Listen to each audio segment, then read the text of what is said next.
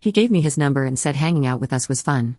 He occupied my thoughts for the next few days, but I wasn't alone in this dilemma. Almost all the girls in the league liked him and wanted to date him. But no one made a move on him because of our girl code. I had indicated first that I liked him and wanted to date him so others could only fantasize about him.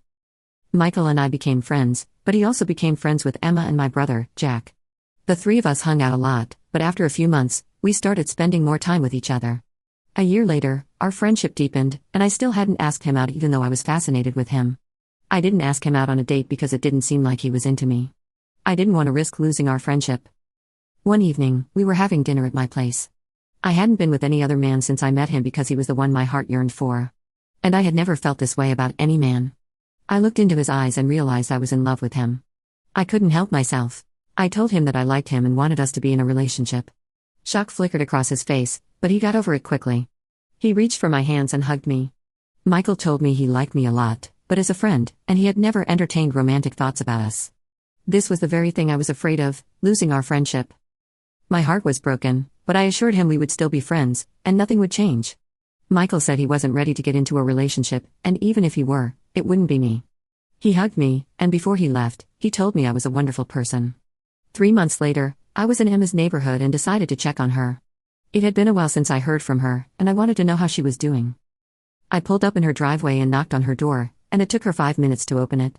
She wore Michael's shirts, and her hair was disheveled, and she reeked of sweat and sex.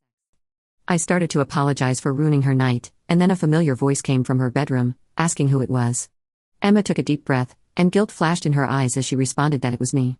Seconds later, Michael emerged, wearing a pair of shorts, and his upper body was bare.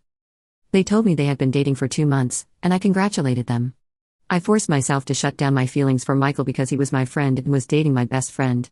I was happy for him, and we remained friends and continued to hang out. Seeing them being all lovey-dovey in front of me didn't make me feel any way. I stopped playing for the local league as I had been promoted to CFO of my company, and my schedule had gotten busy. I couldn't hang out. My brother, Jack's girlfriend, proposed to him, and he started to plan his wedding.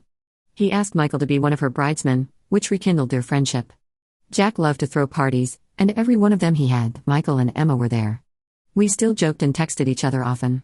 And on the days I could get away from work, I would attend one party or the other with them. Each time I saw Michael, he looked prettier and happy.